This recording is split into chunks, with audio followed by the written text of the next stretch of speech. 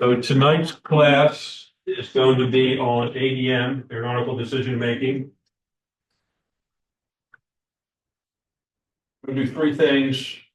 First is obviously learn about what it is and how we use it to make safe decisions both on the ground and in flight.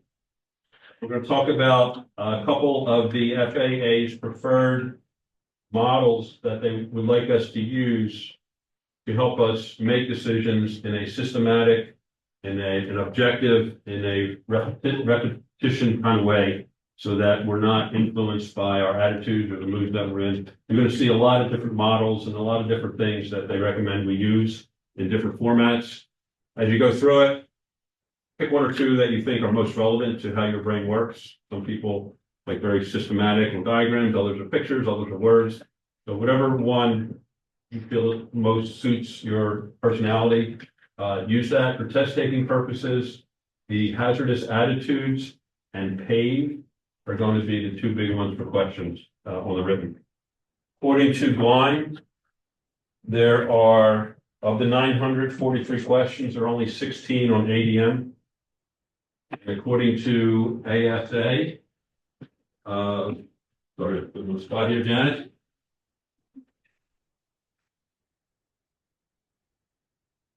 So according to the folks at ASA, there's 28 questions. So either way, we're only looking at 1.5 to 2.5% of the total test bank on ADM. This is not one of those topics that has a disproportionate importance to relative to flying and how this is represented on the test. And as we go through the next couple hours, you'll see why. I want to cut things short, maybe 7:30, 25 till 8, because I have an exercise I want to do at the end of the class that I think is going to be a little bit more helpful than the slide. You get the slides on your own, we don't get to them. Although I'm going to make sure we cover all the super important ones. If ones we don't get to, we can catch up another time, or I think you'll find the exercise you can dive. So, last Tuesday, we had a couple folks in the front row read stuff out of the book. So tonight we're going to have somebody in the second row read stuff. If you can just read the highlighted area, Jacqueline, the definition of ADM. The aeronautical decision making, ADM, is decision making in an environment, aviation. It is a systematic approach to the mental process used by pilots to consistently determine the best course of action in response to a given set of circumstances. It is what a pilot intends to do based on the latest information he or she has. That's how you'll see it represented on the text. You see on one of the three questions, the answers you see a systematic approach. I don't know of any other question or answer in all the data bank that has the phrase a systematic approach. You see it, take it. So flip over, that's a technical definition. Practical definition, just read number 2 there. ADM is a systematic approach to risk assessment and stress management, right? Yeah, I'm sorry. Approach to risk assessment and stress management. So all that to figure out what we're going to do, regardless if we're under stress. We still have to assess risk and make an objective determination. So this is layman's, and the technical terminology earlier was what the FAA you'd like to see on the exam. But if you just leave it at that, most people are scratching their head like, what? So I wanted to position it in a different way that might make more sense as we get into the next couple of slides. The FAA wants us to give you a background on how ADM started. So before we get into the slides, we're going to do that. The FAA started doing studies on pilot judgment and decision making in the mid-70s. And it started out in very controlled groups in small pockets of the aviation community. And what they did along the way is publish their results in a very iterative and building block fashion. And then as their data grew and the research expanded, they started incorporating that into various training curriculums around the country. And the last time this was measured, which I believe was in 2022 or 2023, from when they first started until the last measurement, the accident rates and judgment errors dropped up to 54%, depending on which segment of the community was being evaluated. So that's some pretty compelling numbers for what we're going to be talking about tonight. An analogy would be seatbelts and airbags. 25 some years ago, the automotive, I forget who the National Highway Safety Board, or whoever that governing body is over the safety of the roads, did a similar study. They found that, cars that had seatbelts back then, and people were going through the windshield when having collisions. So someone came up with the idea, well, let's put a lap belt in, and people would go through the windshield, but they were still hitting their face on the steering wheel and dashboard. So they came up with, well, let's put a shoulder harness on it. So they put a shoulder harness on, and heads were still hitting the steering wheel, but their chest cavity wasn't. So they came up with airbags. Well, people's knees and ankles are still getting up underneath of that. So they came in with knee bolsters, whatever that area is, the knee airbags. And somebody says, well, I got a side impact. So it's an iterative process, and each time they come out with the development, it increases safety, and they keep building on that as they go forward. It's evolutionary, but also revolutionary. Evolutionary is you get new technology, and it could be this, could be that. And then the revolutionary is once you do that, your mind can figure out different ways to apply it into even broader areas. For instance, the seat belts, they're available now on airplanes. They have in the shoulder harness, they have airbags that get activated. I believe it's a pressure switch, but I'm not 100% sure. And they also have airplanes you probably wear that have ballistic parachutes that you can actually pull a lever and the whole airplane will just parachute down. So stuff grew out of the FAA studies, technology, and some forward thinking on how to take all that and make it economically accessible to the typical airplane purchaser. So most of the stuff we're going to be talking, in fact, all of it is in PHAC Chapter 2. And Chapter 2 is not that long. It's only 28 pages, 29 pages. What's not in there, and you'll see a reference, is in Advisory Circular 60-62. Those of you that may be familiar with this and have read it and know it intimately, raise your hand and say, Len, I read that, I saw it, but it was last updated in 1991. And I'm like, yeah, that's still the baseline for the FAA. They haven't published any updates, but what is in here is still valid then as it is now. And there's going to be questions extracted from here that are on the test. So just be mindful, we're going to go over some of them today as well.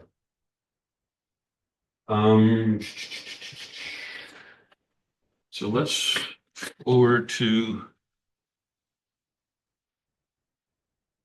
It's not working. See, recording. I was in here yesterday and I practiced with it. There we go. So slide number 6. Slide 6. Risk management. As you may be aware, risk management is a subset of ADM. And if we read on PHAC 2-3, I'll spare you, so I won't read it. I'll ask who did read 10. Why don't you read the first paragraph there under the highlights this. The goal of risk management is to proactively identify safety-related hazards and mitigate the associated risks. Risk management is an important component of ADM. When a pilot follows good decision-making practices, the inherent risk in a flight is reduced or even eliminated. The ability to make good decisions is based upon direct or indirect experience and education. So the key to that is proactively. All the ADM models we're doing either before flight or we're doing during flight in anticipation of the next phase of flight or the next weather system or the next thing that's going to happen.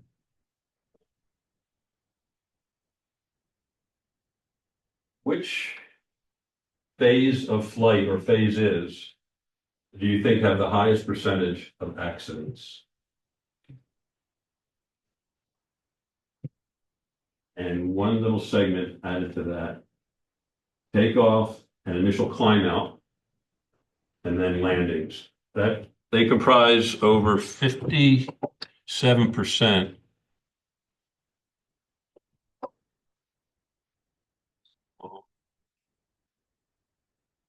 It's these two right here. This one, this will take off and climb and then landing. But if you were to plot, bless you, the amount of time that you spend in those phases, it's de minimis compared to en route. So you have the highest probability of accidents happening in the areas that have the smallest amount of time dedicated to them. The landing is unusual in that generally, obviously, landing happens at the end of the flight, but depending on the length of the flight, it could be 3, 4, 5 hours before you have to land. And you can be fatigued, you can be tired, you can be hungry, you have to use the bathroom, all kinds of stuff that in the classroom, it doesn't sound that important, but when you're flying and you got to get on the ground sooner or later, you might tend to compromise safety to get on the ground. Are incidents coupled in with this, or are these just purely accidents? The FAA labels them as accidents. So I don't know if that means that the airplane wasn't flyable anymore, or you have to call the insurance company, or everybody walked away. I'd have to look up the definition of accident. So let me read to you 3 scenarios where ADM came into play, but the pilot didn't follow the model when they were making their decision. And you could take away what you want from there. The FAA gives us 5 different answers to these. Depending on your answer, you get a score.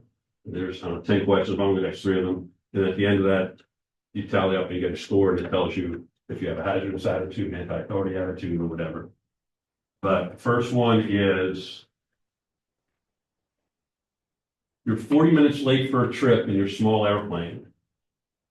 Since the airplane handled well during the previous flight, you decide to skip most of the pre-flight. What leads you to that decision? Rush. They just got to get their itis. You believe whoever parked it left it in good shape. I don't know what you believe, but that is a very realistic scenario. Happened here.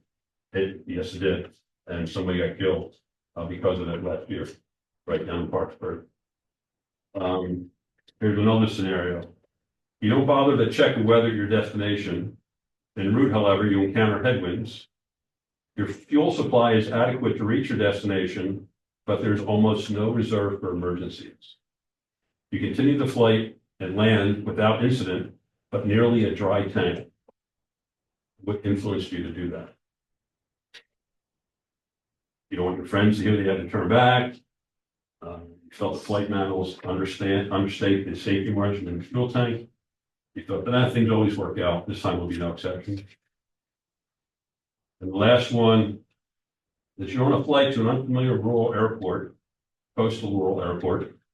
Flight service states that VFR flight is not recommended since heavy coastal fog is forecast to move into the destination area about the time you're expected to land. You first consider returning to your home base where visibility is still good, but instead you decide to continue on as planned and you land safely after an uneventful flight. Why did you reach the decision? Didn't want to land. The forecast was heavy coastal fog. There's headwinds. There's a lot of things going against, but no headwinds. That's on the side. You resent the suggestion by flight service. You feel that things will turn out safely. There's no danger. That makes no difference. I'll just continue anyway, see what happens. Feel the need to decide quickly, so you just take a simple approach, simple alternative. So those are scenarios that the reason I read them is to keep them in the backdrop, in the back of your mind as you go through these to see how the models would apply to scenarios like this. And there's 6 or 7 more in here. If we have time at the end of class, maybe we can walk through some more. So this stuff, it's no joke. It's serious, and the implications for not doing it can be serious as well.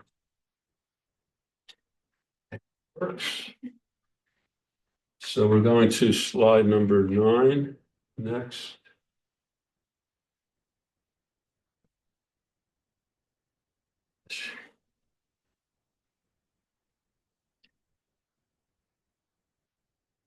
The genesis of all of this started out as cockpit resource management, and it was primarily designed for flight crews and the military. And then as the process evolved, it became into crew resource management. And as it says here in the second bullet, you give folks some prompts to help them recognize hazards, and depending on what they find, give them tools and resources to help minimize the impact, no pun intended, or to make a safe flight.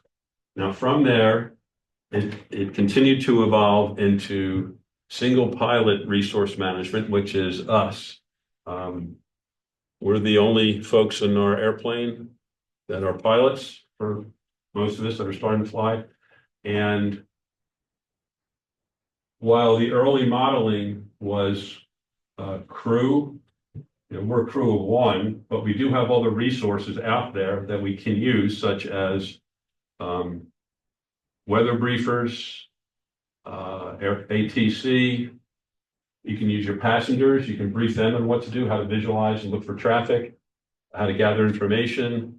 Dispatchers, it could be Unicom, could be flight service. So there's options out there en route, in flight, and also on the ground. We have an abundance of information available to us that pilots of previous generations, I couldn't even dream about having a resource like ForeFlight at your fingertips. 20 years ago, that would have been a really high-tech, super advanced tool to have. And although it's single pilot resource management, I know some of you may be married, you can still use these tools. Married pilot resource management. Come on, folks, that was at least worth a groan.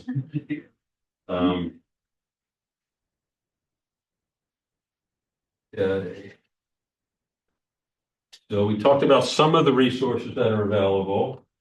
Let's oh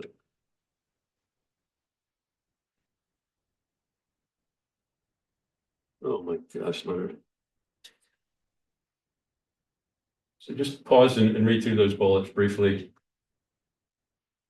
So we're going to gather information, analyze, make decisions in a structured and systematic way. From that, we're going to figure out the problems, make decisions. Judgment, there's been a lot of research around this, but the consensus of the most recent research is you can be taught judgment through experience and discipline. So we're going to talk about that too.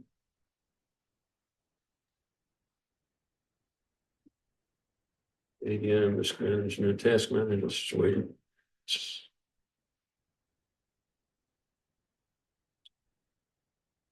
ADM risk tasks. This is the stuff we have to do in the airplane, for example, or pre-flight task. This is everything that's happening in the environment in which we're operating in. CFIT, anyone heard of that acronym? Controlled Flight Into Terrain. It sounds very elementary and basic, but there was American Airlines 757 out of Miami that flew into Cali, Colombia. Flew into the side of a mountain and navigational errors on part of the crew, and 150 people died. And that's a 757, highly automated, highly trained crews.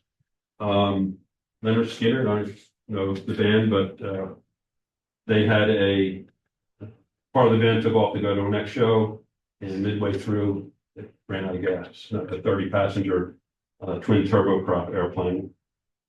And Reba McEntire, her band was flying on a Beech 1900, which is a 20-passenger regional turboprop, regional airliner. And the pilot didn't want to wait for an IFR clearance. So he took off, figuring he'd get a clearance once airborne and then pop up into the IMC. But the IMC was lower than expected, and he flew into a 3,500-foot mountain at 3,100 feet. And everybody on board died.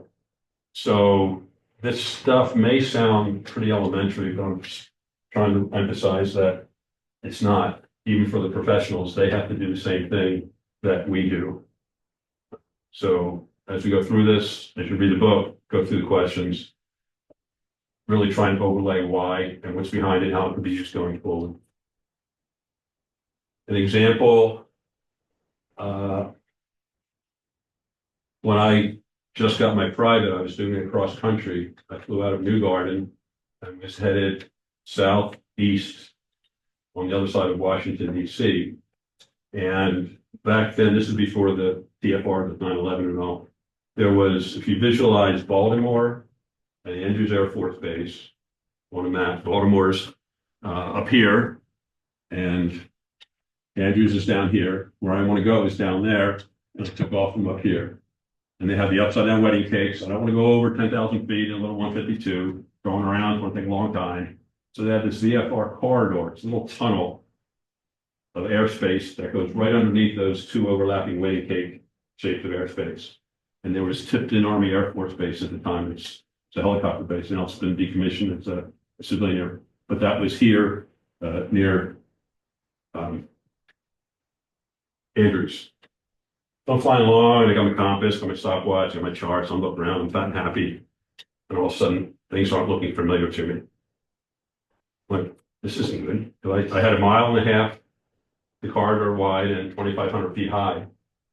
And I'm in near Andrews Air Force Base, Tipton Army Helicopter Base, BWI, big terminal control area.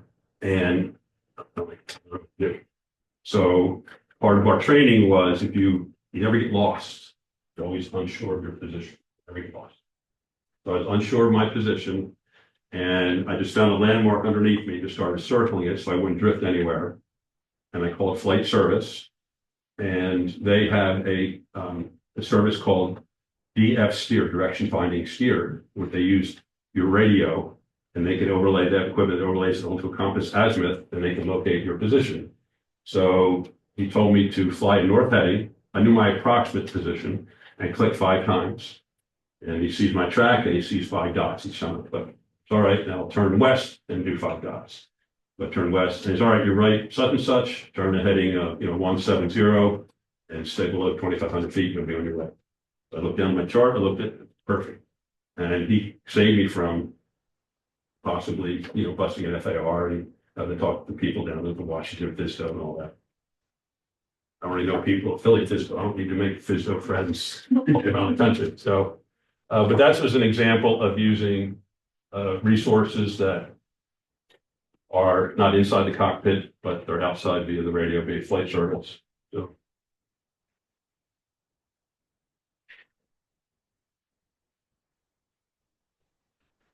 Um, 13. Just to reiterate, this is the definition that Jacqueline read earlier. Take a moment, read it silently to yourself. This is the technical definition. This is what it means in practical terms and what we do with it. But look at it, take a mental pictures of it with your eyes. Systematic approach to the mental process. That's the only time you're going to see that phrase is in this definition in the whole test bank. Memorize it, and you'll be setting yourself up for success.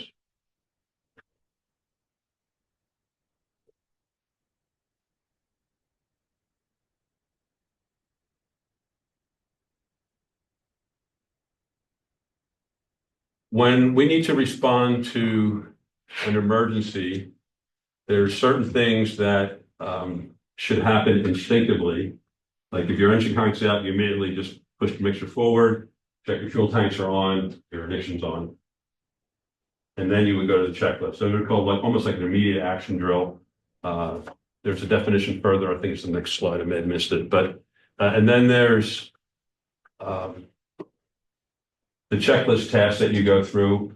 I'm not sure when you start your training if you're going to be flying just Piper Warriors or just 172s. You're going to toggle back and forth depending on availability. But I would suggest staying with one make and model of airplane. And I think all the 172s are equipped the same way, the same avionics and such, so that your skill set's transferable from airplane to airplane. It points out for maintenance or it's already booked. I would advise against toggling between Pipers and Cessnas, at least during your pilot training, primary pilot training, because you often get to know different systems and whatnot. It could complicate what you're trying to achieve. That's one way to make it more simpler. Simpler or more simpler? Make it simple. More simple.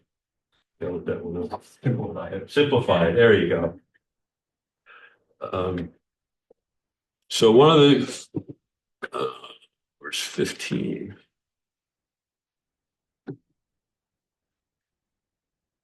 There's a saying, you typically have time to recognize changes before you decide what to do.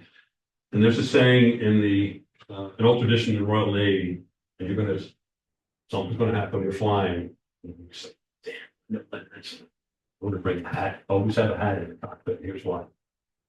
Regardless of the impending crisis, the captain always takes a moment to put on his hat before responding. In the Royal Navy, there's a saying that goes, regardless of the impending crisis, the captain always takes a moment to put on his hat before responding.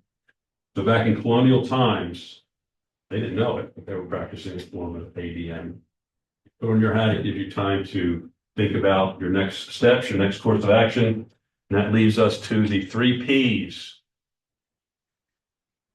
3 Ps. Perceive. The given set of circumstances, process what's happening, and then perform whatever you need to do to optimize the outcome. And that is a model that can be overlaid into virtually any different scenario during all phases of flight. 3 Ps, perceive, process, perform. Perceive, process, and perform. There's also one, if you read ahead, there's the 5 Ps, and there's pave. So that's what, 9 Ps. You got to keep track of, that's a lot of Ps. I don't even like Ps. The next model is decide.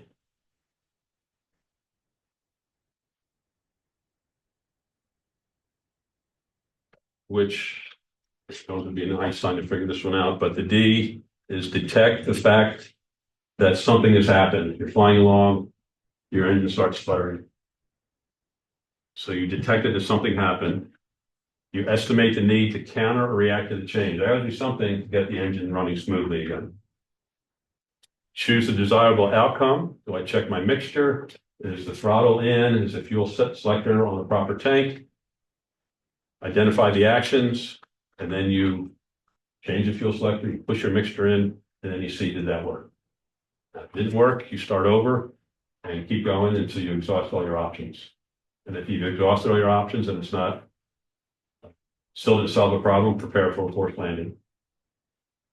Now, depending on your altitude, you may need to prepare first, because if you're low, you don't have time to go through all this, but you know you're descending at 500 feet a minute, which is best glide ratio for most of these airplanes. And if you're at 2,000 feet, you only have 4 minutes to figure this out. I don't know how many times you can go through the side loop, but get trimmed up for the glide and then start the side model.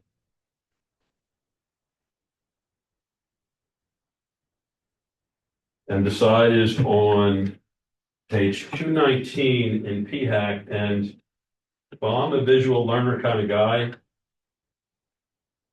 it's replicated here, flow of what I just talked about.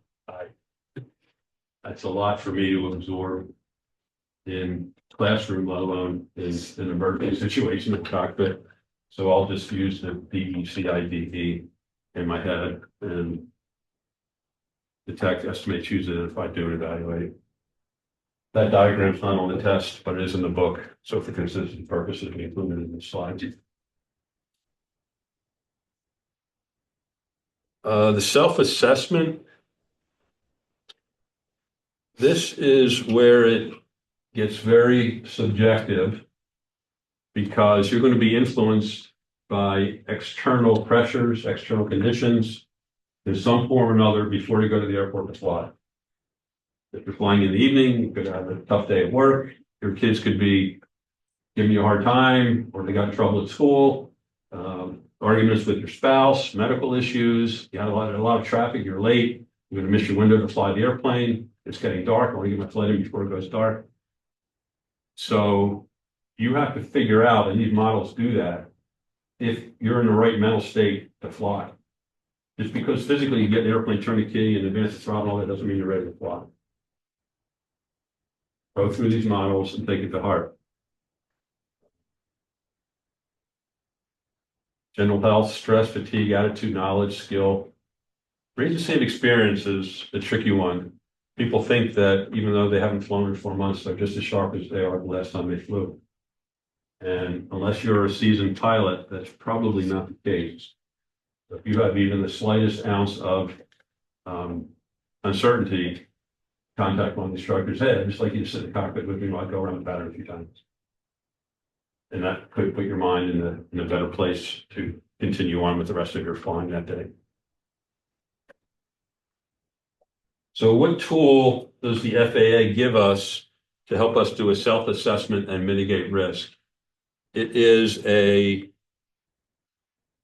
model called I'm Safe. And it's an acronym: illness, medication, stress, alcohol, fatigue, and emotion/eating. I know you can read it, but I'm reciting it. I'm going to recite it again because it's that important. And it's in the book on page 2-8. Illness, medication, stress, alcohol, fatigue, and emotion/eating. If you haven't eaten and it's been 6-7 hours since your last meal, some people get woozy and they start dizzy, lightheadedness. I wouldn't want to fly in that condition, even though I had a lot of sleep and I haven't been drinking and not on any medication. I could have low blood sugar or something like that. I don't know, everyone's different, so you have to make the analysis on your own. There's an accident reference later on. I don't know if you read ahead in the slides, but American Airlines flight was flying from Dallas to Little Rock a few years back, and we were going into a thunderstorm. And there's a whole accident chain of events that caused the accident, the crash. But one thing that came out from the NTSB is that the captain had been awake for 16 hours at the time of the accident. And I don't know what the duty day is for airline pilots, but I think it's something a lot less than 16 hours. So fatigue, even though we're learning about it in private pilot school, it does happen in the airlines and major carriers. So it's again important stuff to embrace. And to make a little bit light of it, there's a cutesy little cartoonish thing that you want to hang on your refrigerator, hang on your bathroom mirror. Help you remember to do this. I have a handout that when I saw this, I was shocked. After I thought about it, it made more sense. And this is right out of the advisory circular 60-62. And it is the stress factors of life events in hierarchy order. And the way they use this in the advisory circular is they asked pilots to put an X next to the event if it happened to them within the last 6 months. 6 months, not last week or last month, but 6 months. So I don't know how these, I'm not a psychologist, I don't know how long these kind of events can linger and still have an impact on your ability to fly. But the fact that the FAA put it out there is reason enough. And the most stressful life event was the death of a spouse. So if that category applies to you, according to the FAA, that's a very stressful event. And it would apply to the S in I'm Safe, the stress. So you can read them yourself, but there's things that, I don't know, definitely these are part of my daily life. But And if I go back 6 months, I think I may have all of them. But Should retirement be a positive as opposed to a negative? is that, which one's that? Retirement is, not, I guess it depends. Stress could be anxiousness too. Yeah, there's so many things, and this is in 1991. So I'm sure there's a lot of things in society that have evolved since then. That if they made that list today, it would be quite different. The change in eating habits. Vacation is a stressful event. Yeah, that.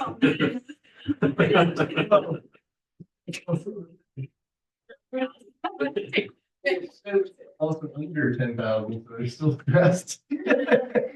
So anyway, hopefully, that'll resonate. That's what I think. And, as you go through your on-site checklist. Yeah.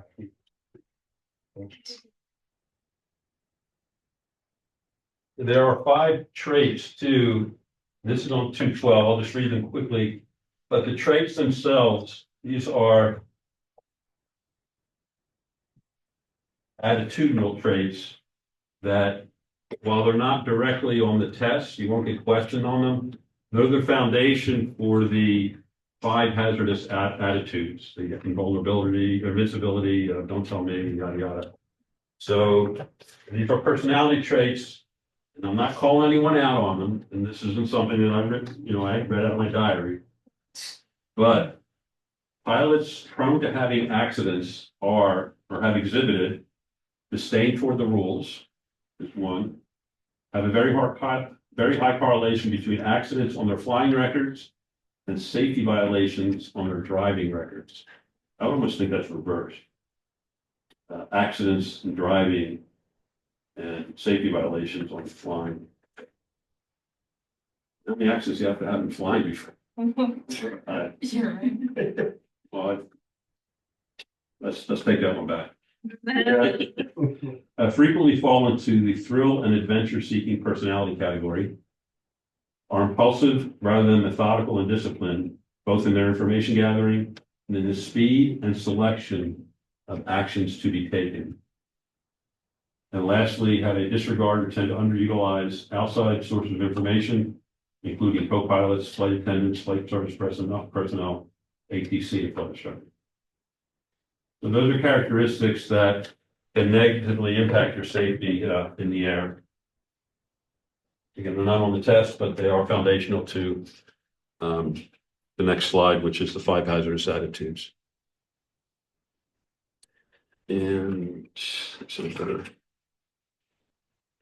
And you can guarantee, or I can guarantee, that these are going to be on the test in one form or another. They may give you a 1 or 2 sentence description of an individual, and then you have to match that individual to, are they anti-authority, are they impulsivity, invulnerability, macho, or resignation.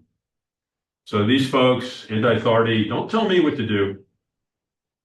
And to neutralize that, take a step back and follow the rules. The rules are there for a reason, and they're usually right. Impulsivity, you're in a rush, you want to do it quickly. People feel the need to do something. Doesn't matter what it is. The fact that they're doing something makes them feel like they're doing something that's going to help solve the problem. When in reality, British Navy captain, stop, put your hat on, assess things, figure it out, and then decide what to do. Not so fast, think first. Invulnerability, it won't happen to me. I've done this 100 times. So it's going to go fine for the 101st time. I know it can happen, but it's not going to be me. And yeah, it could.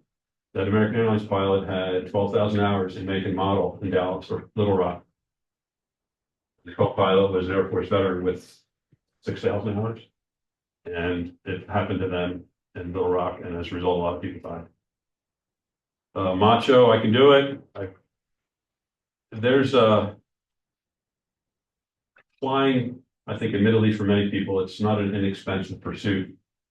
And people that are professionals at the top of their industry, we see a lot of them engaged in aviation. And in order to get to the top of the industry, you have to have very confident attitude and you may exhibit some of these behavioral traits. And I can do it. I don't need all this instruction. I can figure it out on my own. So just leave me alone and I'll go do it. They want to prove it to themselves that they can take risks, impress other folks. People are equally by male pilots or female pilots. And I'm not biased or anything. I'm just reporting the facts, but there's a lot of doctors and lawyers that fall into this category if you look at the accident reports. I don't know if anyone here is a doctor or lawyer, but if you are, keep this in mind. And resignation, what's the use? Whatever's going to happen is going to happen. It's up to fate. It's not me.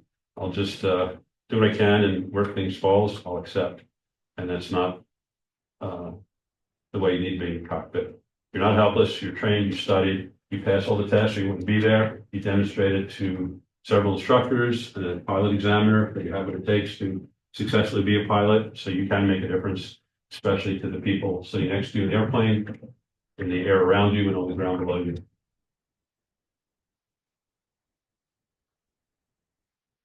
So now we're going to get into, let's see here. Okay, it's more than just your physical condition. It's on your emotional condition, your mental state.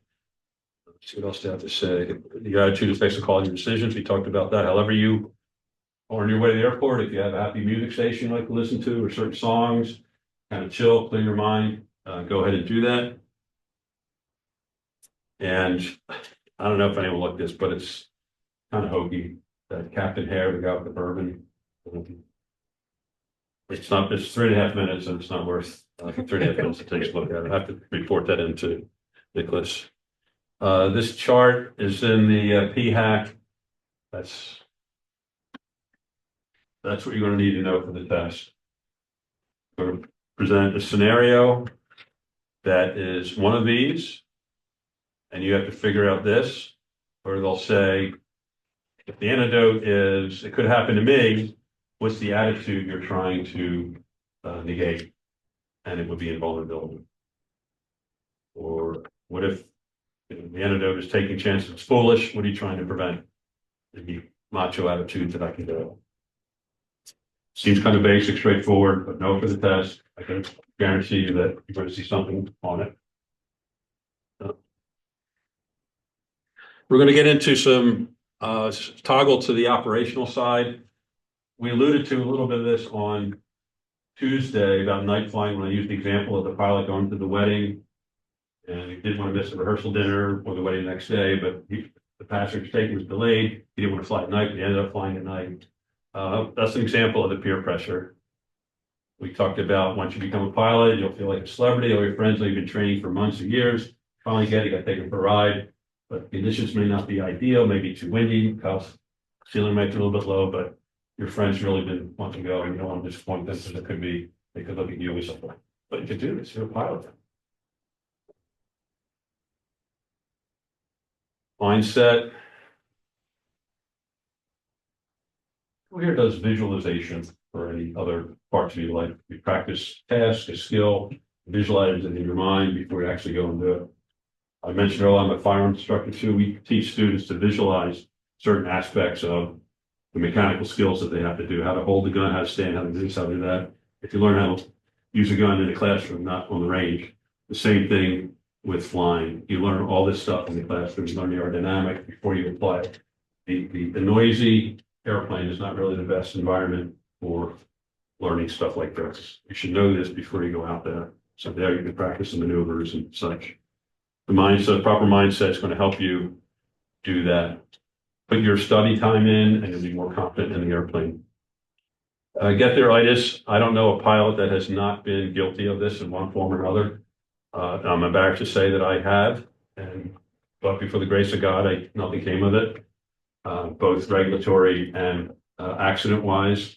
But I used to, I mentioned, I think that I was a sales rep for Vanguard Investment Company, and I had territory, 5 states, Midwest. I had some clients in Boston area and Niagara Falls area, and I would routinely fly myself on appointments. It was faster, cheaper. I can get closer to my clients. I didn't have to land at some big international airport and drive 2 hours or whatever. And there were quite a few flights that in hindsight, I should have taken because the weather was less than ideal. It was beyond my capabilities at the time. But if I didn't get there, I was on commission, I was in sales. It costs a lot of money to miss meetings, so I let that override cloud my judgment. But then, before the grace of God, I made it. Scud running, I think that's on here too. Where the ceiling is coming lower and lower, visibility is getting lower and lower, and you keep stepping down to get closer and closer to the ground to maintain visual contact. And pretty soon you're so low where you're compromising safety. Could be towers, it could be structures. Your heart's pounding, you're questioning yourself in your mind, you're not paying attention to the outside environment. It's related to the duck under syndrome. You may try to dip below weather system, come up on the other side to get to your destination. In doing that, you're compromising safety. Well, even though the minimum route altitude says 1,500 feet, I know there's a built-in margin of safety for that. I can go down to 1,200, 1,100, and I'll be fine. Do you remember the quadrants, the quadrangles on the sectional chart with the minimum, the highest elevation in that quadrant? That's considered, and I think there's a 100-foot buffer there. But many people just look at that and feel they're safe. And in reality, if you go below that, it's more hazardous than you may think. BFR into IMC. Everyone knows IMC is, aeronautical conditions. This is super, super easy to fall into. We talked about a little bit at night on Tuesday. If you are in low visibility conditions, it's foggy or haze, smoke. A lot of that can happen in the summertime where it's clear, but it's like 2 miles visibility, 3 miles visibility. And 3 miles could be legal, but unless you've experienced it, it's a little bit more disorienting than it may appear to be on paper. There's a saying in aviation, if someone asks you, your instructor, the examiner, what's the 2 most important things that you have to be aware of in aviation? Anybody? The 2 most important things when you're flying? The next two things that are going to happen.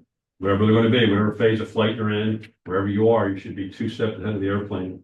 If you're coming descending for an approach or descending to get into the pattern of Chester County, you should be thinking, well, once I get down to my pattern altitude, I'm going to have to go through my pre-landing checklist. It's the mixture rich, it's all the radio set, et cetera, et cetera. In fact, the radio should be set further out 5 miles. But if you fly we set an arrow here with the track of landing gear, there's certain spots relative to the pattern where you put the gear down, you put flaps down. So you should be thinking ahead to that as opposed to just trying to catch up. Oh my gosh, I need to talk on 122.7. I better dial it in. That should have been dialed in 3-4 miles ago. And if you're focusing on that, you could lose situational awareness. You may not be listening to the radio as attentively as you should. You may have dialed the wrong frequency because you're still on the en route air traffic control that was giving you flight following. You didn't dial into Unicom. You didn't check the ADIS, whatever the case may be. So you may not be aware of other airplanes that are making radio calls to come in. Cessna 9 through in Juliet. I'm at midfield, left downwind for 29 just kind of, and you're, oh my gosh, I'm at midfield, that's left down. Where's that airplane? Whereas if you were listening ahead of time, you would have been able to figure that out.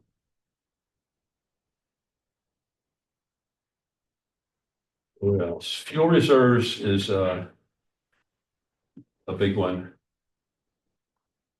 Daytime fuel reserves. Alicia, what is it? Daytime fuel? Yes. 30 minutes. And nighttime? 40 or 45? 45, yeah. They're there for a reason.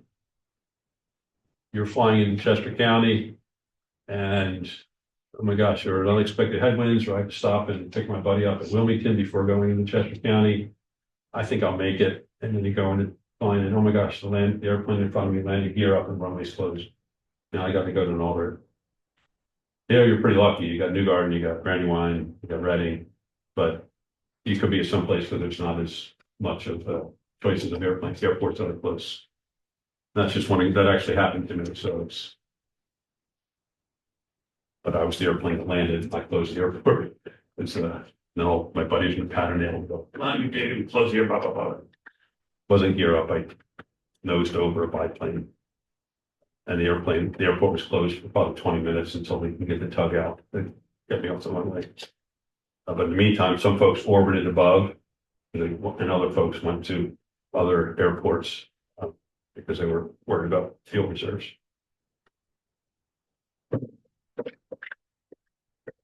This is an interesting one. Everyone's familiar with the performance envelope of an airplane? How much weight, how many G's, airspeed, whatnot. Depending on the airplane and the load, it can be pretty easy to exceed the parameters on the flight envelope. And if you do that, you could be compromised in climb rate, you could be compromising your control inputs, control authority, if the CG is out of balance or out of limits. And it could be very easy. You have 2 or 3 friends that are going to a football game, as the classic example. And in 172, I can carry 3 people just barely. I'll just cut back on fuel, but I'll still have adequate reserves. And one of the people shows up, oh, I changed plans. Once I get to Penn State, I'm going to be staying overnight with a few friends. So I brought my 2 suitcases. And you're like, well, that's not going to work. But what are you going to do? Tell them no. Or you're like, oh, some really good friends of yours, you want to take them off, tickets are expensive, or whatever the case may be. Those are the types of decisions that you're going to be faced with. So you tick off your friend and don't have an accident, or you say, well, buy clothes when you get up there. Whatever you need, buy a toothbrush. We said 2 bags for overnight, but you get the idea of where I'm going with it. And flight planning is, and pre-flights and checklists. Once you've flown a certain airplane for a long time, you get to know that airplane pretty well. And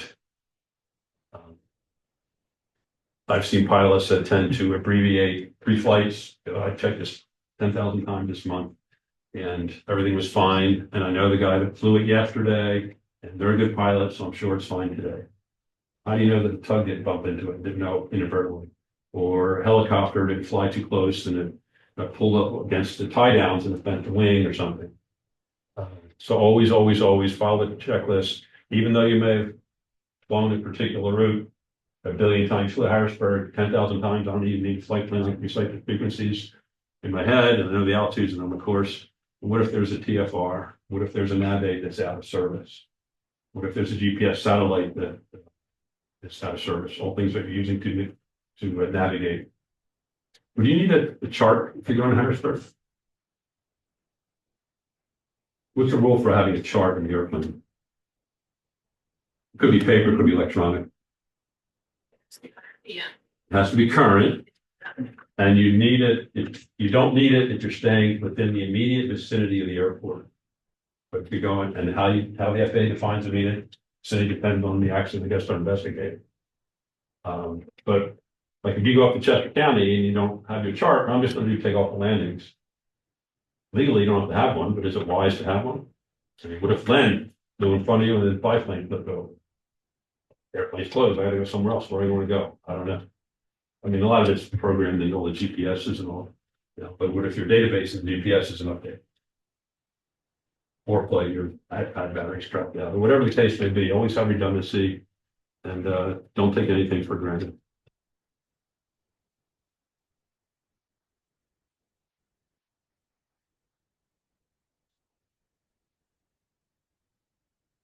These, aside from the pitfalls, these are stressors, and we've alluded to these throughout our discussion. But even if it's hot out, one of your passengers has an illness that you're not aware of, but they're susceptible to heat. They're out in the hot weather for an hour or so, they get lightheaded. They're a friend of a friend. Oh, you mind if my buddy Steve comes along? Yeah, sure. Hop in. We have an extra seat. Your weight balance. Let's go. And Steve hadn't eaten, in 6 hours, and he has low blood sugar, and it's 95 degrees in the cockpit while on the ground. Steve starts freaking out. You have to brief passengers. You have to know them before they get in the airplane.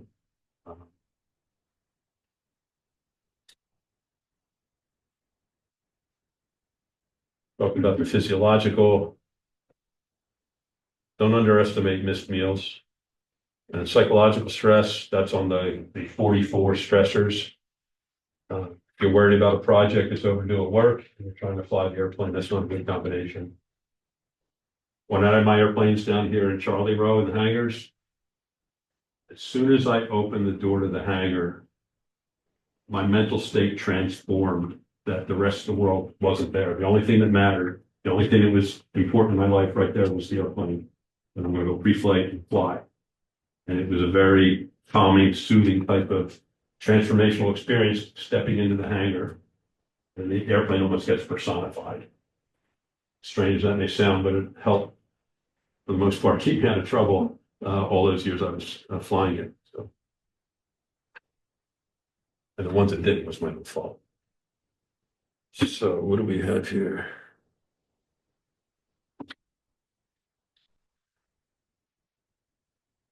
I don't know if the horse is dead or not, but I can't reemphasize these enough. You need to be effective at decision making. The FAA gives us some processes to do that, whether it's pay, which we'll get into in a minute, decide, 3 Ps, the 5 Ps, adopt something and get a protocol that's specific to your mindset and your lifestyle. Again, there's a lot of choices to do this. Find something that works for you and use it religiously. All right, let's take a break. We're an hour into it, and we'll come back at say 5. Let's make it 8 minutes past the hour. So that's a 10-minute break. 8 minutes past the hour by 9 o'clock. Then we'll pick up. Let me get back into the slides. The 2 tools to help us through the risk management process I alluded to earlier. One is PAVE, it's an acronym, and the other is the 5 Ps. PAVE is pilot, aircraft, environment, and external pressures. Training, experience, currency, and fitness. Are you making flights that are within your capability? Your friends want you to, hey, can you circle around my house to get pictures of my property? I always want aerial pictures. I'm going to put them on the cover of my holiday card I send to friends. So you're up flying or you're circling, you're trying to keep an eye out for other airplanes. Can you bank a little more because I want to get a better picture. You're banking 30 degrees, 45 degrees at 60, you're 2 Gs. You can tell 60 because you get pushed down in the seat at 2 Gs. Don't necessarily have to look at the attitude indicator. They say, oh, that's perfect. You're 6 degrees of bank, your stall increases, stall speed. You're trying to look out for aircraft, but you've got a lot of blind spots because you're at an angle. Oh, no, can you get a little bit lower? I want to get a better picture. Oh, wait, that's my dog out there, my wife. Can you, I'll get a picture of them and send it. And pretty soon, you're spiraling down and you're below minimum altitudes, and it's just not a good recipe. So it's going to happen. Or something like that will. So keep it in mind. Is the airplane up to the task you're looking for to accomplish? If you're looking to go over mountains, the trainers here can, but if you're out west and you're on vacation and you want to fly, an aircraft out there, it's not a good example. It's spaced out there. I'm sure it's capable of it. But you may want to do something that the airplane may not be capable of doing. If you're flying mountains out in central Pennsylvania and you want to fly low to get view the scenery, but you need certain climb ratios if you want to get over the mountains, if you're on the downwind side, because what happens on the downwind side, you have down the air burbles and you get pushed towards the ground, where if you're on the upwind side, you get lifted up, mountain waves. Do you have the performance to counteract that? Is the airplane airworthy? Are all the ADs that check in the glove box and does it have the data of the most recent 100-hour inspection? I think we talked about weather, airports, terrain, airspace is constantly changing. Make sure you check TFRs because things pop up, especially during election season, and you get senators and national, air office candidates all over the place. I don't know, but when Joe Biden was president, there was always a TFR around his house on weekends because Jill didn't like to sleep in Washington. She wanted to sleep in her own bed in Wilmington. She was always home, and he may have been in Washington, but the TFRs were in both places. External pressures. We talked about that one too.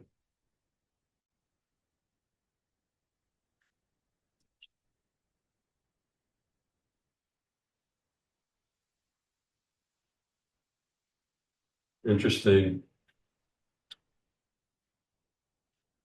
Pressure the pilot put the pressure on themselves, and that's what factored into the majority of the accidents. It may sound like I'm repeating myself, but it is something that happens all the time. So PAVE is another one. It might be on the test. It might be on the oral. I know the hazardous attitudes will, I can almost guarantee, be on both. I'm not sure so much about PAVE, but it's a useful tool to have, even if it's not for test taking purposes, but just for general piloting purposes and risk mitigation. The pilot piece is the safe. This is the only tool that I'm aware of in the book that is specific to the pilot conditions. Everything else may have the pilot condition embedded into the risk management tool. Passengers, I had passengers that talked a good flight on the ground, and as soon as they got in the air, they turned into a totally different person, panicked, flailing arms, screaming, and despite all my best efforts to try and figure that out before we got in the airplane, totally caught me by surprise. So what do you do there? You land as quickly as you can and try to keep things calm in between. I had a student who had anxiety problems, and on landing, it was a little bit bumpy, and they grabbed the stick or the wheel, and it was like Schwarzenegger was on the wheel, and I couldn't get their hand off the wheel. You have to maneuver for managing crosswinds and whatnot, and finally, I had to like karate chop his wrists, and it wasn't a fun experience. He apologized afterwards. He said, "Yeah, I should have let you know that I have anxiety problems." Great. I mean, shame on me. Now I ask. Yeah. If I don't fly with people I don't know. So only students I flew with were, referral from people from the flight school. I didn't advertise like in the public. I got this thing about strangers coming into my airplane. So, and with, in my mind, good cause for it. Programming is much more of a concern with modern airplanes than it is in the older airplanes. Everything is electronic, all the different multifunction displays and whatnot, a lot of programming, a lot of small knobs and buttons you're trying to push while you're bouncing through turbulence. The vibration, you're looking for other airplanes. So make sure that you can do as much advanced programming as you can, because you anticipate the different segments of the flight you're going to go through. And if for some reason you have a change of course or change of destination en route, don't wait till you're about to land to change the frequencies or change the moving map or whatever you need to do. You could get into the airport environment, all of a sudden you're past saturated because there's a billion airplanes in the pattern. And the controller is just rattling off commands and directives at a rapid fire pace, and you're having trouble keeping up without even having to worry about doing reprogramming. To the extent as possible, always go into an airport during the day before we try it at night. Go in from different directions, different conditions. Would be well served.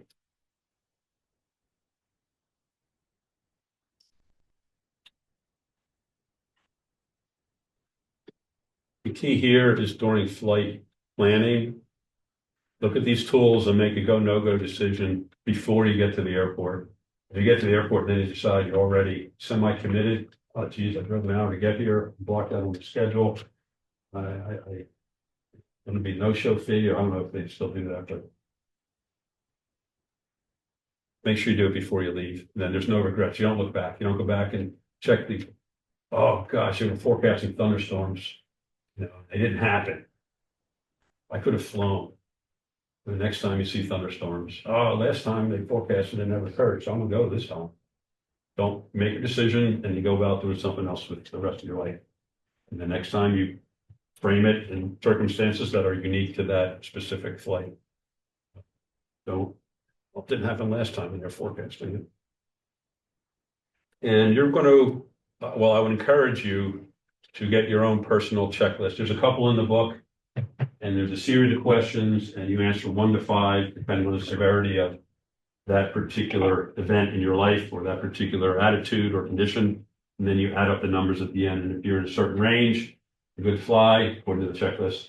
And if it's not, you're not good to fly. you think you want to override that for whatever reason, it's certainly your call, but those are models that have been designed by psychologists and professionals, and they've been used for years, and they've been proved valid, and they're endorsed by the FAA. Glenn, as a student pilot, do you make a go, no-go decision, or is it the instructor only who makes those? If I was a student, I would make it and then present it to the instructor and see if they concur. That way, you're getting the practice of doing it, but also you're demonstrating that you're doing a responsible pre-flight activity before you even come to the field. If you rely on the instructor, you'll never get the skill set to do it. Or if you say yes, and they say no, it's a good talking point, and vice versa. If you say no and he says yes, it could be lack of confidence or anxiety, or you didn't look at things the same way the instructor did, or the instructor knows you're capable of something, but you don't know it yet. I would, regardless of what the outcome is, I'd always do it and present it to the instructor. Nothing but good things can come out of it. This is one of the questionnaires that the FAA publishes to assess risk. Do you have a cold? Do you feel good? Do you feel bit? I don't know how you quantify a bit off, but a little bit off. Maybe it's like dark and kind of dark and real dark then. Weather. How's the day going? I mean, you can see for yourself, and you just put a value in there, and then you add it up, and then you can see down here what your total score is and where you fall into the red, yellow, green, or whatever. One of many tools. Again, fun tool that works, and use it.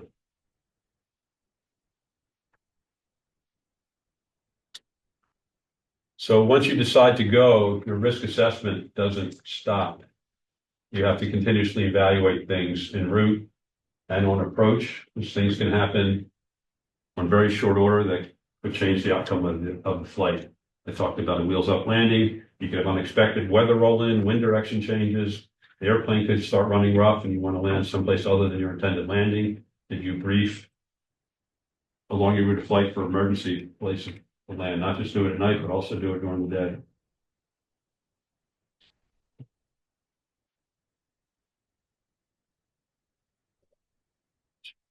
This is just an example of the different segments. Pre-flight takeoff, where you would reevaluate stuff. I like a cow. That's always. Is that an obstruction, or why is it? Should they be laying down though, since it's raining? Oh yeah. I mean, here this is trouble. Yeah. But I don't know. If it's a long runway, maybe land over them. Yeah. They run the tug up and down, or on the trucks up and down. That actually happened in Montana. We had to call the FBO guy to run his truck. There were two moose on the runway. We did a flyby and it didn't move. So he came out with his little pickup. I don't know if he was making moose noises or whatever, but they scattered.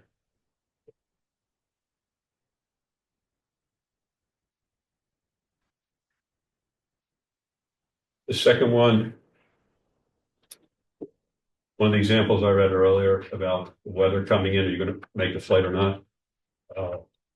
If the weather was forecasted that a storm was going to roll across your destination airport 2 hours after you land, so in your time window, you should be fine. What if the storm changed, or what if there were unexpected headwinds you didn't know, and now the storm is only 20 minutes away? Is that the risk that you're willing to take to land?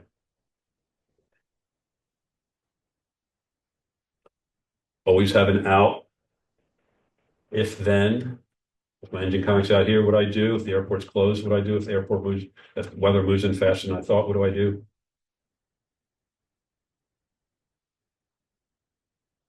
This is, there's so many models they put out there. It's almost talk about task saturation. But however you figure it out, identify hazards, risks, make decisions, monitor results. Get one that's easy to understand, easy to remember, easy to implement, because there's going to be a lot of stuff happening, and you don't want to have to go through a 10-step process and identify all these things before you make a decision. Put on your hat and decide.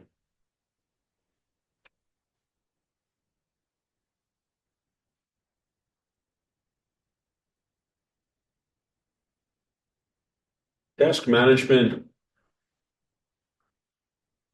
Get into a cadence in the airplane, if there's certain tasks that need to be done, whether it's monitoring instruments or checking whatever, do it in a consistent, rhythmic way and try to do it at the same cadence.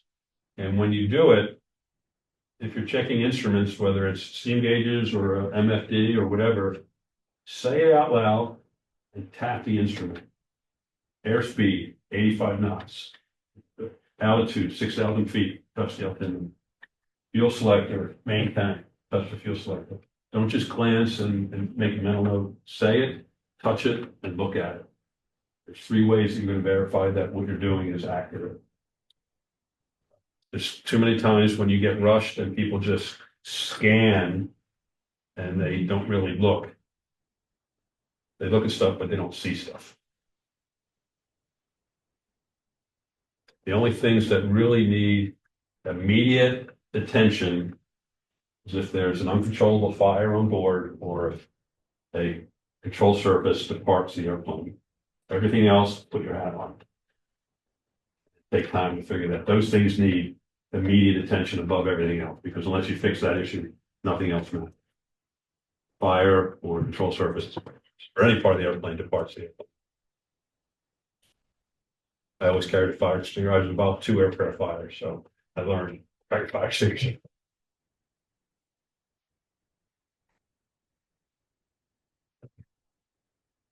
But this is one that many people overlook.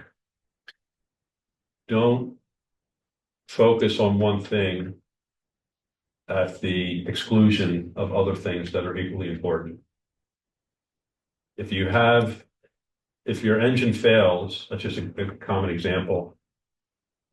Your first thing shouldn't be, oh my God, I have to broadcast on 121.5 and I have an emergency engine and what I'm going to be landing in this one. And by the time you do all that, you've lost all the altitude that you couldn't be troubleshooting and died. Well, maybe it was just fuel selector. Maybe the mixture vibrated out.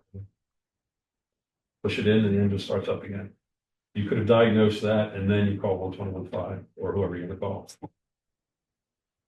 Don't fixate on certain things that aren't as critical to solving the problem at the expense of others.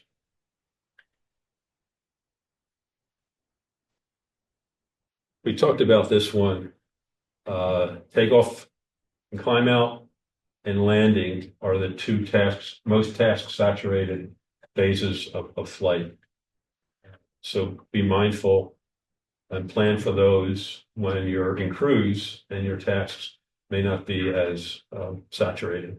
There's always something to do, but there's more to do at takeoff and climb out and landing. I want to go quickly so we have time to do that exercise. There's a piece in here on automation.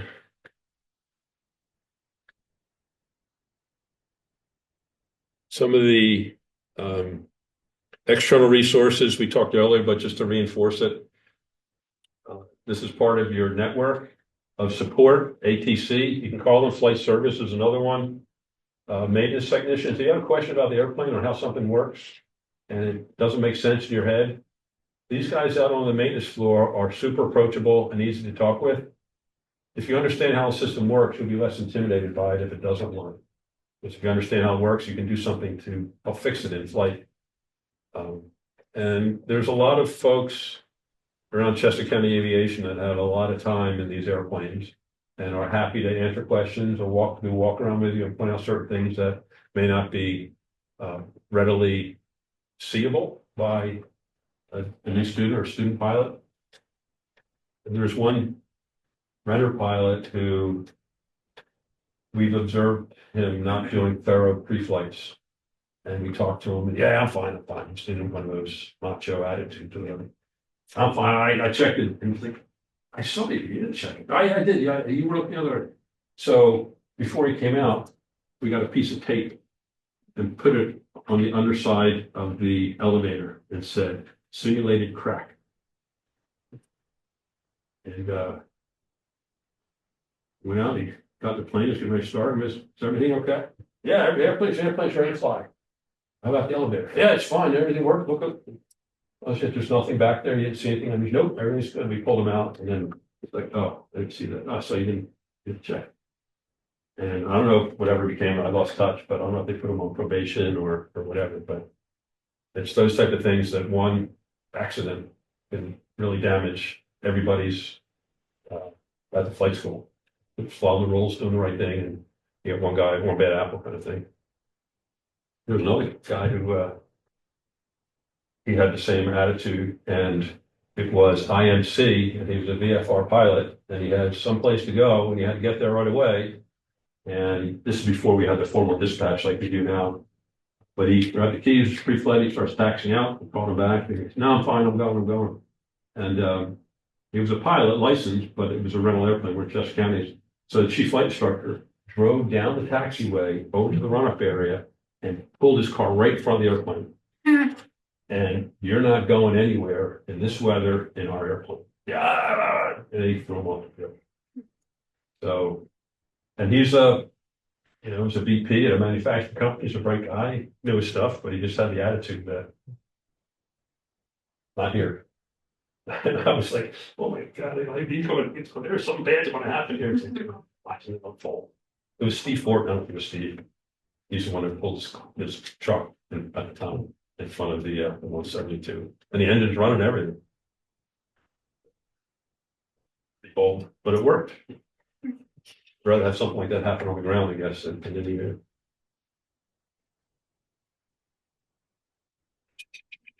Knowledge, skills, other pilots, we talked about all these. ForeFlight is an amazing resource.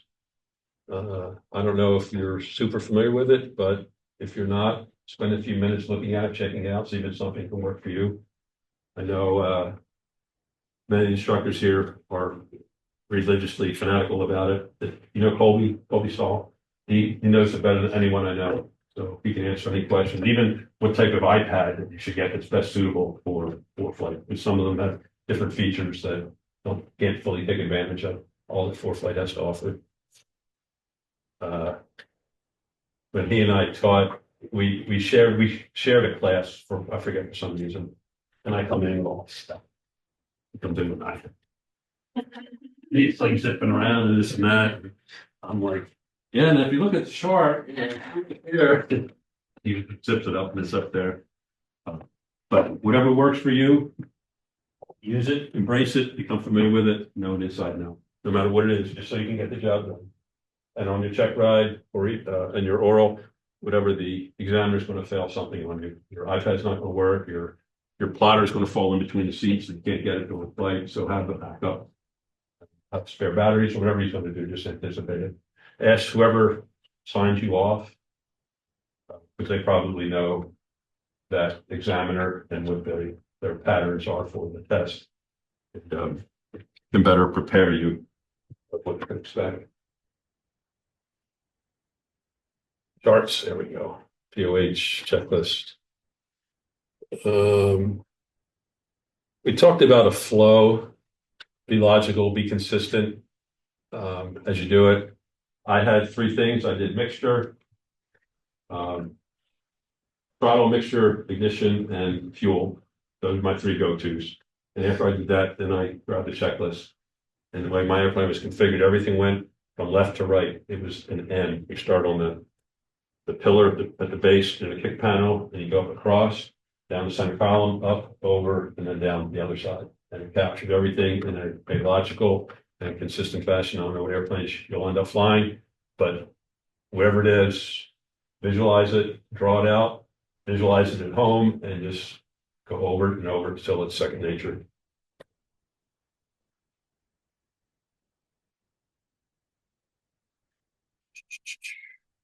We're going to skip a couple things. We've talked about situational awareness, talked about briefing. Oh, and briefings, passenger briefings, even though they're required, there's different, I mean, some folks, yeah, there's the door handle, and here's how to use the seatbelt, we're done. But if you brief the passenger in such a way that instills comfort in them and confidence in you, you're going to have them leave with a smile on their face and want to come back and fly again. And who knows, at some point they may want to be sitting where you are and they can ground school and get their pilot license. So you're really an ambassador for the sport, for the pursuit. Some people may plan to do it professionally. So take the passenger briefing as an opportunity to possibly introduce someone to the wonderful world of flying. Don't just do the minimum, and they're going to have a more enjoyable flight. And they'll tell a friend, or maybe their kids, or their parents, or somebody else will want to come up, and pretty soon it spreads. And I should have done this. Somebody reminded me to tonight, but when we're doing the pin card the other night, they put your name on the back too. So that way people behind you know your name. There's some folks that you could be in 10, 15 classes and maybe not have met each other in a break.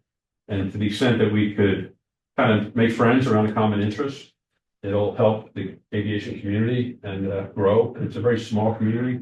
And the extent you develop a network within that community, will be better served for your future aviation pursuits. So I encourage you to make aviation friends. And this is part of the pilot, the passenger briefing, how to look for traffic. Right here, is they're always, curious and interested to learn, but sometimes they can talk too much. And the critical phase of flight, you need to have them be quiet. Like when we cross the hold short line and start our takeoff roll until we get up to pattern altitude, I have quiet cockpit roll. That means shut up. And unless something catastrophic is happening, don't talk to me. And then once we go out of the traffic pattern, the finger comes down and you're welcome to talk. But if you tell them you see traffic, high, low, on the horizon, 9 o'clock, 12 o'clock, 3 o'clock, and they'll be looking, and at the same time, they're helping you with a safe flight, but they're increasing their awareness, they're learning about aviation. And you can call out certain landmark. Marsh Creek Reservoir is a great landmark. Some quarries out there. There's what is it, Urban Outfitters warehouse? For some reason, Urban Outfitters. Oh my God. I don't know what it is, but people are like, oh, that's right. But you can see that warehouse for miles. It's a good landmark too. The Chesapeake Bay, when you start to get past Oxford on a clear day, you can see it. That's always exciting for people.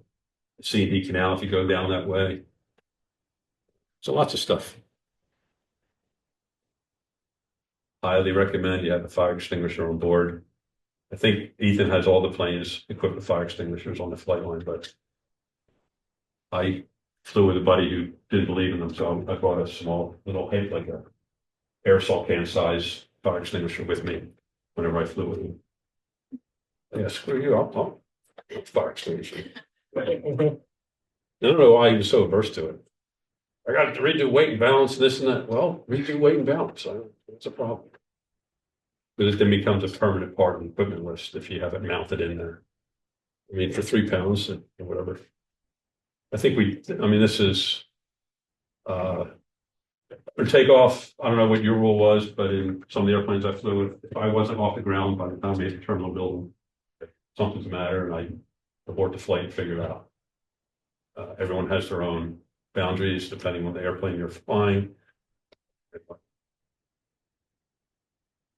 Practice the impossible turn with your instructors. Are you familiar with what that means, impossible turn? Right after takeoff, if you have an engine failure at a certain altitude, what are you going to do? My airplanes had to be at least 600 feet AGL to make a turn back to the airport. I had to have 45 degrees of bank and 10 degrees flaps. That was the configuration. So as soon as something happened on takeoff, that was my immediate stuff to do, get back established, and then I try to troubleshoot. Because at that low of an altitude, you have to do your immediate action stuff first. So,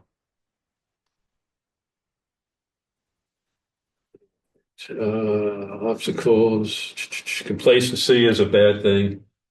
Once you do something so many times and no issues come of it, it becomes less prioritized in your mind and you tend to discount it, when in fact it could be just as much of an issue the first time you did it as well as the 31st time you did it. So you start becoming complacent, smack yourself in the face, take a stop, take a breather, and refocus.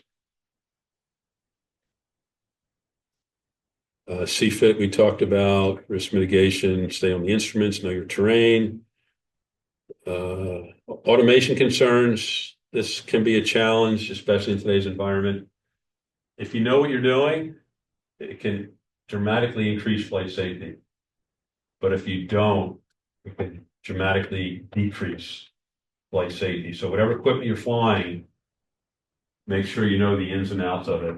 And your examiner on a flight test is going to fail something, he'll press a button. Well, he's going, oh, look at that. Is that an airplane out there to the west? And you're looking, and he's fiddling on stuff over here. When you come back, if you don't catch it in your scan, you're going to be busted. So make sure you know your equipment, know how the gauge is supposed to read. And as soon as he tells you to look somewhere else and you come back, scan everything. Because chances are he did something. And if he has one hand, has right hand always behind his side, there's something in that hand he's going to do.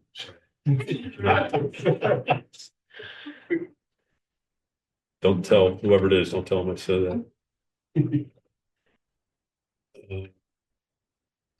If you're flying a new airplane, I mean, the wing's the same, the propeller's the same, but the equipment in it is not in many cases. So try to stay with the same airplane throughout your training, and then to continue your pilot growth. Once you become a pilot, you want to move up or over to different airplanes at different capabilities, different equipment, have at it.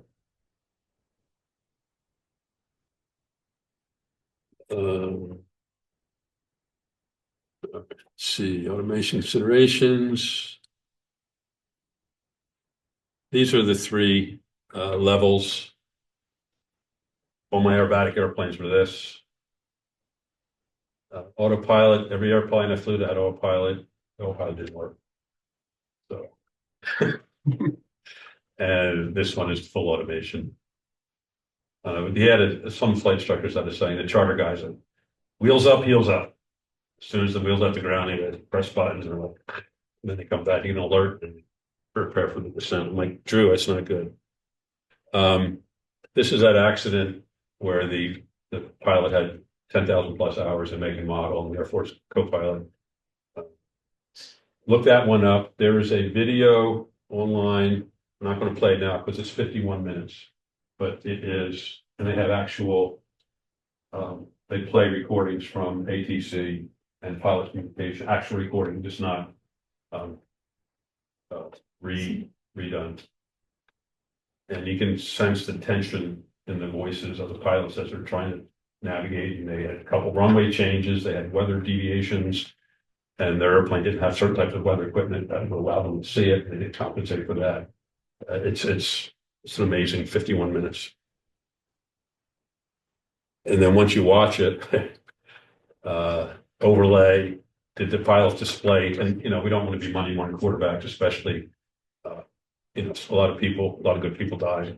But hazardous attitudes, operational pitfalls, pave, and what could they have done differently? All right, we're going to do 5 questions, and I have a quick handout here. 80%. Let's start right here, Janet. You go, and then we'll go Alicia. Line and come up this side. 80% of all aviation accidents are the result of. All right, we're in ADM, so it kind of bingo. There we go. Alicia? First step to risk management is, I would say, Bravo, identifying threats. Damn well. And Which of the following is a boundary to good situational awareness? Say delta all of the above. yep. Automation has greatly increased the safety, but only when it's properly and.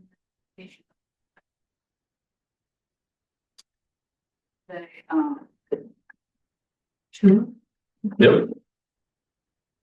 This is almost lifted directly from the FAA test bank test. I didn't see a question phrased about the 5 attitudes. Who's next? Sam?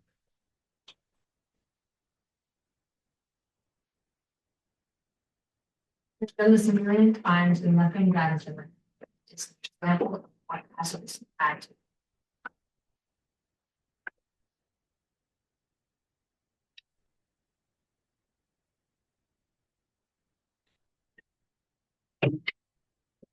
Anybody want to help her?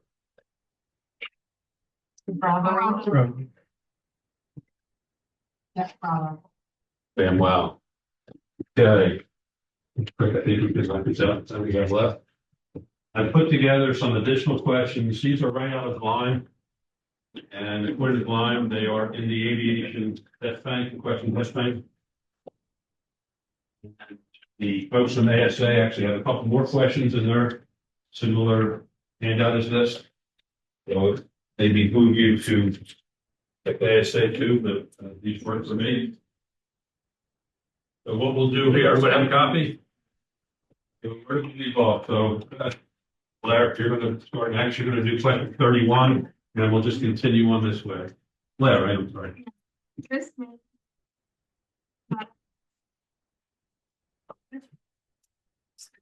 Associated with each one. Idea to people.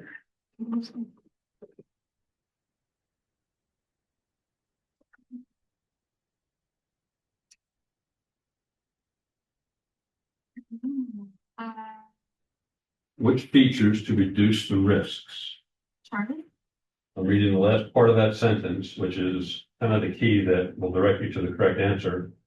Relies on which features to reduce the risks associated with each flight. Anyone want to help her?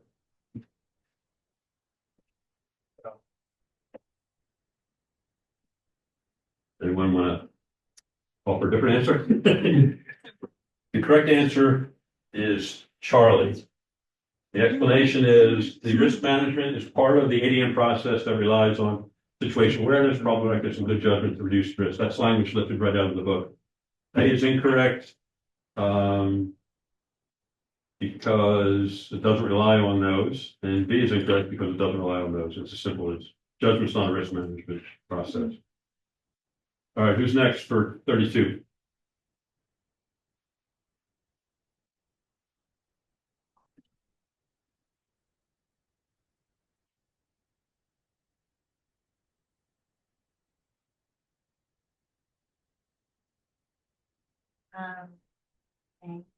Hey, stud running, correct. 33.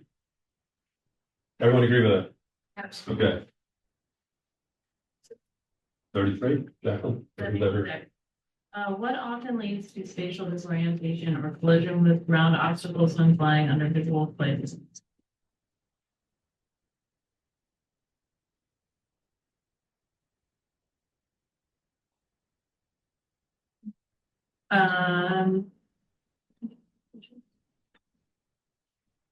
Would it be the Duck Under syndrome?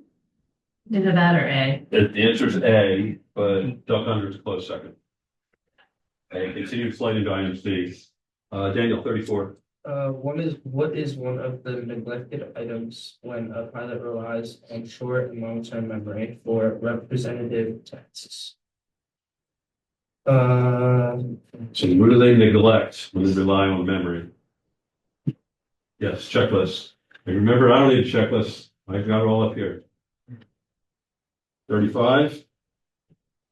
What is the antidote when a pilot has a hazardous attitude such as anti-authority? I'm going to say C, follow the rules. Yep, C, Charlie's the correct answer. Everyone on board with that? Okay, 36. Who's next? Lauren? Hazardous attitude occurs to every pilot to some degree at some time. What are some of these hazardous attitude? E. A? A is correct. In fact, that is the list of the 5 hazardous attitudes. B and C are not hazardous attitudes, but they are issues, but not the hazardous attitudes as described and defined by the FAA. Okay, next.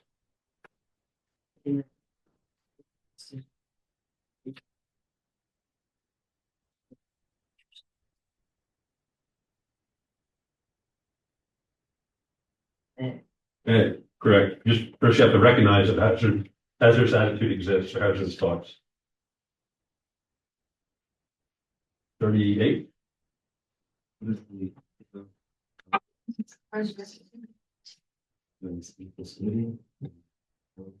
Charlie, not so fast. Think first. Correct. 39. What is the antidote when a pilot has the hazardous attitude of invulnerability? It could happen. Yep, could happen to me, bro. 40. What is the antidote when a pilot has a hazardous attitude such as macho, B? Taking chances forwards, right? And back up to the front, Janet, for 42. I'm sorry, yeah, 41, my bad. What is the antidote when a pilot has a hazardous attitude such as resignation?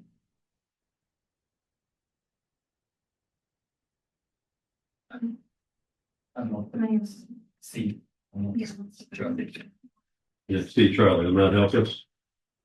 Janet, 42. 42. I'm sorry.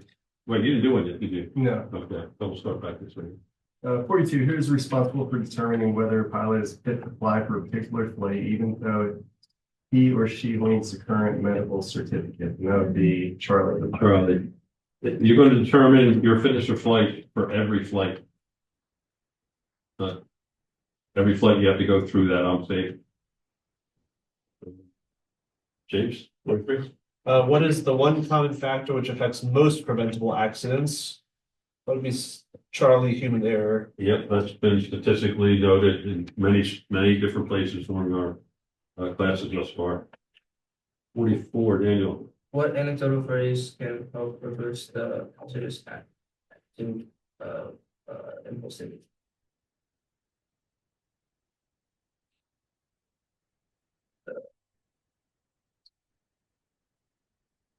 Would be alpha. Impulsivity. You're also. 44, I'm sorry. Should see Charlie, not too bad.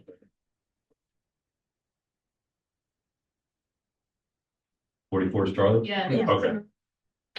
That question was asked earlier. So I would not be surprised if we see the same type of the same general question, but the words are kind of flipping around a little bit. So what are we're at 45 now? Bethel?